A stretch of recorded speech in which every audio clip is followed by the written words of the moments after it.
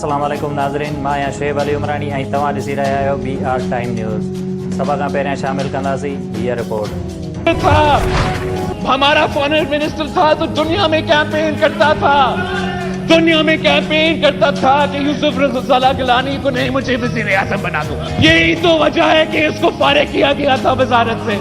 जनाबे वाला ये गिलानी की बात करता है, इसने गिलानी की बात की है, यूसुफ रज़ा की कम अज कम उसको मुका का लीडर ऑफ द ऑपोजिशन तो ना बनाया होता। मैं रिक्वेस्ट करता हूँ कि वज़ीर आज़म को ISI को कहना चाहिए शाह महमूद का फोन स्टॉप करे। जनाब स्पीकर, आप खान साहब को बताएं कि इस शख्स को पहचाने। मुझे नहीं मालूम था कि मेरी एक तकरीर से बिलावल इतना परेशान हो जाएगा। ये तो लगता है तिफले मकतब है, अभी बड़ा सफर करना है। मैंने उसको भुट्टो का नारा लगाते हुए देखा। मैंने अपने बचपन से ये मैंने देखा है जनाब स्पीकर। अपना वजारत बचाने के लिए मैंने तो इस फाजिल मेंबर को अगली बारी फिर जरदारी का नारा लगाते हुए देखा। बिलावल भुट्टो ज़रदारी ऐं शाह महमूद कुरैशी आमो साम्हूं हिक ॿिए मथां संगीन इल्ज़ाम। बिलावल चयो त वज़ीर आज़म खे दरख़्वास्त आहे त ISI खे चई शाह महमूद कुरैशीअ जा फ़ोन टैप कराए। खेसि ख़बर पइजी वेंदी त हीउ शख़्स केतिरो ख़तरनाक आहे। ऐं मुल्तान खां चूंडियल मेंबर खे नंढपिण खां सुञाणा थो। हीउ जीए भुट्टो जा नारा हणंदो रहियो आहे। पंहिंजी वज़ारत बचाइण लाइ अॻिली बार फिर ज़रदारीअ जा नारा बि हंया। हिन असांजे दौर में परॾेह में मुहिम हलाई त गिलानीअ खे हटाए उनखे वज़ीर आज़म बणायो वञे। उन करे खेसि वज़ारत तां हटायो वियो। शाह महमूद कुरैशीअ जो जवाबु। हुन चयो त मूंखे कहिड़ी ख़बर हुई त हिकिड़ी तकरीर सां बिलावल भुट्टो एतिरो परेशान थी वेंदो। जंहिं यूसुफ रज़ा गिलानीअ जी ॻाल्हि कई वञे थी त उन सरकारी वोटनि सां सेनेट में कठपुतली अपोज़िशन लीडर बणायो वियो। बिलावल कहिड़ी पार्लियामानी रवायतुनि जी ॻाल्हि करे थो। सिंध में अपोज़िशन लीडर खे तकरीर करणु नथी ॾिनी वञे। बिलावल आईनो ॾेखारे थो पर आईनो ॾिसे नथो। क़ौमी असेंबलीअ में अपोज़िशन स्पीकर असद कैसर खे जानवदार करार ॾेई छॾियो। Peoples party chairman Bilawal Bhutto speaker ते सख़्त तनक़ीद कंदे चयो त गुज़िरियल ॾींहुं धांधली न थिए हा त हुकूमत वटि 172 वोट न हुया। स्पीकर खे लाबी सेल करण लाइ गुज़ारिश कई जेका रद्द कई वई। फाइनेंस बिल जी हतमी मंज़ूरी बि न वरिती वई। नून लीग अॻवान शाहिद खाकान अब्बासीअ चयो त 3 सालनि खां ई ऐवान पार्लियामानी रवायतुनि मुताबिक़ न पियो हलायो वञे। स्पीकर सां जेके मुआहिदा थिया उन्हनि ते अमल न थियो। नून लीग अॻवान अपोज़िशन लीडर शहबाज शरीफ़ बाबति peoples party chairman Bilawal Bhutto ज़रदारीअ जे बयान खे ॿाराणो करार ॾेई छॾियो। एहसन इक़बाल चयो त शहबाज शरीफ़ सौटनि जी वफ़ात सबबि क़ौमी असेंबलीअ इजलास में न आयो। सूबाई वज़ीर नासिर शाह चयो आहे त सिंध जी अपोज़िशन लीडर खे बजट जी ॼाण न आहे, उहो रुगो बदतमीज़ी ऐं गारियुनि में पूरो आहे। शाह महमूद कुरैशीअ खे सिंध जी बजट ते ॻाल्हाइण जो शौक़ु आहे त सिंध में अची इलेक्शन विढ़े पोइ ॻाल्हाए। शाह महमूद कुरैशीअ जे क़ौमी असेंबलीअ में कयल ख़िताब ते रद्द अमल ॾींदे नासिर शाह चयो त अपोज़िशन लीडर पाण धमाल लॻाइण जे चकर में आहे। समूरी अपोज़िशन खां परेशान आहे। PTI मर्कज़ खां वठी सिंध ताईं रुगो बद इख़लाक़ी ऐं बदतमीज़ीअ में पूरो आहे। सिंध असेंबलीअ में अपोज़िशन लीडर हलीम आदिल शेख ऐं मेंबर्स ख़िलाफ़ इस्तिक़ाक़ वारी रिथ जमा कराए छॾी।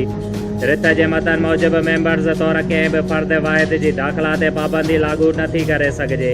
कंहिंखे हक़ु नाहे त असेंबली मेंबर्स खे अंदरि वञण खां रोके। सिंध जे वॾे वज़ीर मुराद अली शाह चयो आहे त आऊं 5 साल पूरा करियां थो या न, उहा अलाह खे ख़बर आहे।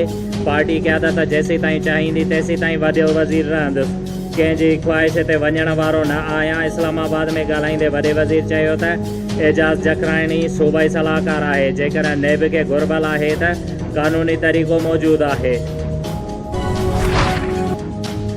सिंध हाई कोर्ट सखर बेच पीपल्स पार्टी अॻवान खुर्शीद शाह खे अस्पताल रखण वारी दरख़्वास्त ते IG जेल्स खे 7 जुलाई ते तलब करे वरितो।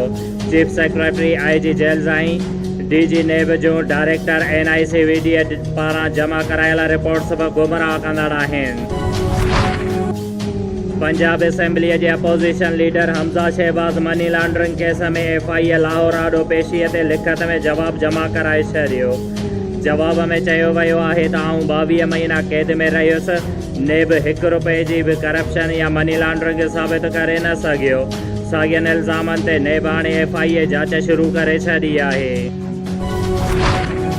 उत्तर वज़ीरिस्तान में सरहद पार खां दहशतगर्दनि जो चेक पोस्ट ते हमिलो, फायरिंग में 2 फौजी जवान शहीद। ISPR मूजिबि उत्तर वज़ीरिस्तान में फायरिंग जी ॾे वठि दौरान हवलदार सलीम ऐं लांस नायक परवेज़ शहीद थिया। मोटरवे पुलिस सेक्टर 2 सकरंड पारां साफ़िन खे रोड सेफ्टीअ जे बारे में आगाही ॾियण जे हवाले सां नवाबशाह प्रेस क्लब में हिकु वर्कशॉप मुनक़िद कयो वियो। वर्कशॉप में sector commander SSP motorway police Sakrand Qasim Iftikhar Waraich, Nawabshah press club जे सदर ज़ुल्फ़कार अली ख़ासकेली, अज़ीम ज़रदारी, अरबाब अली ज़रदारी समेत प्रेस क्लब जे साफ़िन ऐं कैमरामैन शिरकत कई। उन मौक़े ते SSP कासिम इफ्तिखार वड़ाइच साफ़िन सां ॻाल्हाईंदे चयो त असांजी हयाती इंतहाई क़ीमती आहे ऐं असांजे लापरवाहीअ जे करे असांजो मोटरवेज़ ते रोज़ाने जी बुनियाद ते सवें जानियूं ज़ाया थी वञनि थियूं। हुन चयो त मोटरवे ते हलंदड़ वॾी गाॾियुनि वारनि जो फ़र्ज़ु आहे त हू नंढी गाॾीअ वारनि जो ख़्यालु रखे। नंढी गाॾीअ वारनि जो फ़र्ज़ु आहे त हू बि वॾी गाॾियुनि खे रस्तो ॾिए त जीअं आसानीअ सां सफ़र करे सघनि। जिस्कम चेयरमैन सनान खान कुरैशी समेत मरकज़ी क़यादत ते कूड़ा केस दाख़िल करे गिरफ़्तार करण ख़िलाफ़ अॼु 3 ॾींहं बि सरफराज़ मेमून, तारिक समो, शकीर लखमीर, फरमान मला, हाशिम लिगारी, इमदाद लिगारी, शोबान माटिया ऐं ॿियनि जी अॻुवाणीअ में हथनि में प्ले कार्ड खणी नवाबशाह प्रेस क्लब ॿाहिरां एहतिजाजी मुज़ाहिरो कयो वियो। बल्दिया जी नाअहलीअ सबबि PPA जी ॿी लियारी सॾराईंदड़ दौलत कॉलोनीअ में गुज़िरियल 10 ॾींहनि खां गटर उथलण सबबि नियाणियुनि जे स्कूल में ऐं आम तफ़रीह लाइ ठाहियल पार्क साम्हूं गटरनि जो गंदो पाणी दरिया जो ॾेख ॾियणु लॻो। इलाइक़े वासी सख़्तु परेशानीअ में मुब्तला शागिर्दाणियूं तइलीम पिराइण लाइ गटरनि जे गंदे पाणीअ मां क्रॉस करे स्कूल वञणु लॻियूं। इंतिज़ामिया ख़ामोश तमाशी आई। डिप्टी कमिश्नर शहीद बेनज़ीराबाद अबरार अहमद जाफ़र जी सदारत हेठि जून महीने में मुनक़िद थींदड़ पोलियो ख़िलाफ़ ख़ुसूसी मुहिम दौरान पेश ईंदड़ मसाइलनि रिफ्यूज़ल कवर करण ऐं पोलियो टीम जे निगरानीअ समेत ॿियनि मसाइलनि जो जाइज़ो वठण लाइ हिकु इजलास दरबार हाल में थी गुज़रियो। शोएब अली उमराणीअ खे ॾींदा इजाज़त। वधीक ख़बरुनि ऐं अपडेट्स लाइ ॾिसंदा रहो BR टाइम न्यूज़।